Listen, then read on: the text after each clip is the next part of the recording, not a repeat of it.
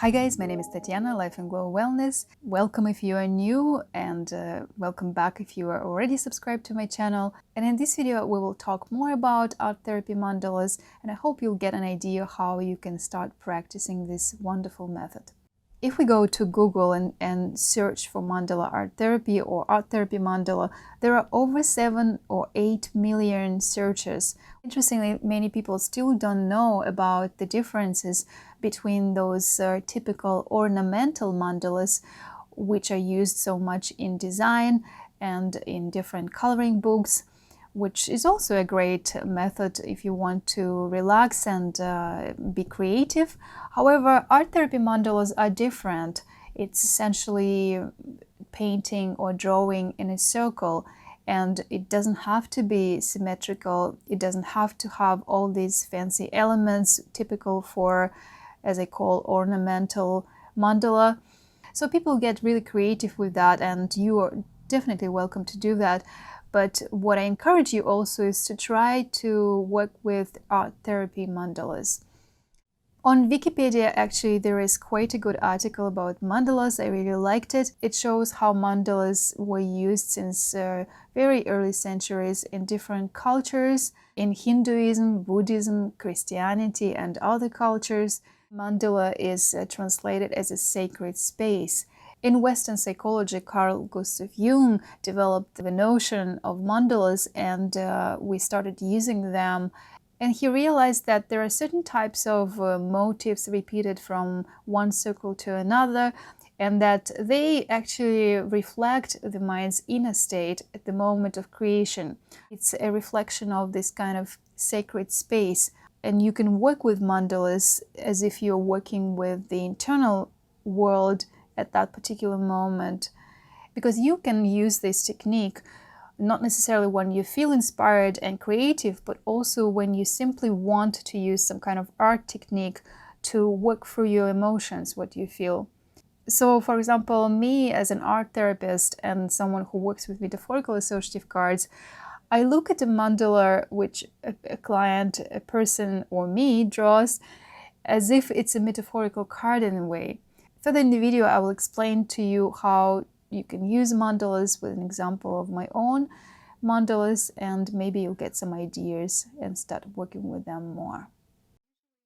You can create one mandala or you can create a series of mandalas. Usually A3 format is best, so it's kind of bigger than A4 format, letter size format, like a double letter size format in North America.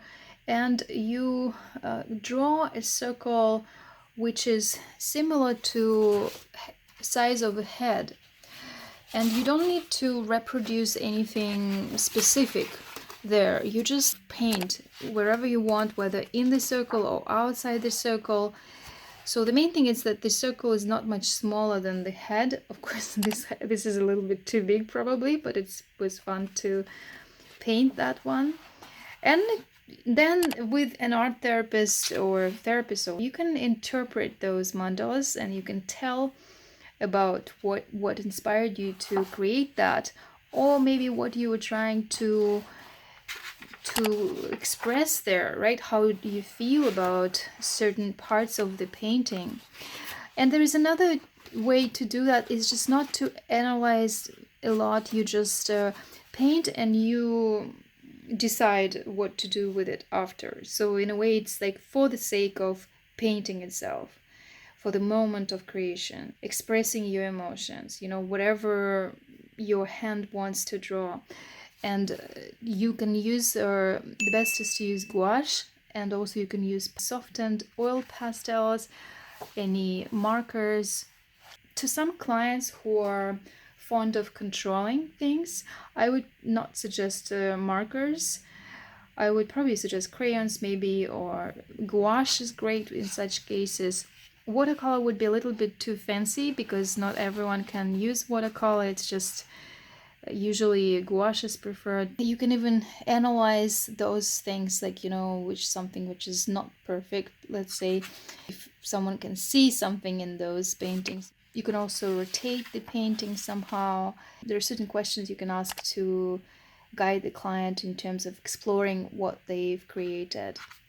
I don't want to give too much theory here, guys, not to overload this video. If you want to try this practice yourself, try not to overthink how other people will perceive it, but rather focus on what do you want to do in that specific moment.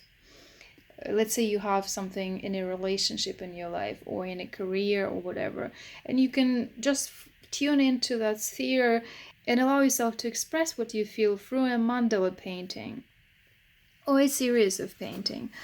And especially if you have say kind of heavier moods and maybe anxiety or anger or whatever, after you express it, you can create another painting. You could do another mandala to kind of do a second layer, so to speak. It doesn't mean necessarily that it has to be brighter or more harmonious. No, it's just one layer after the other, allowing yourself to express and finding some new meaning there. That's briefly how you can work with mandalas, which is a great technique, one of my favorite. Somehow I don't use a lot just because, you know, like I work online mainly, and so more often I would work with either pencils or metaphorical associative cards for art therapy. Sometimes I use with the client clay or sand therapy, and we can even use dolls, and it's fun to do. But in terms of time constraints, this type of work sometimes might require a little bit more time.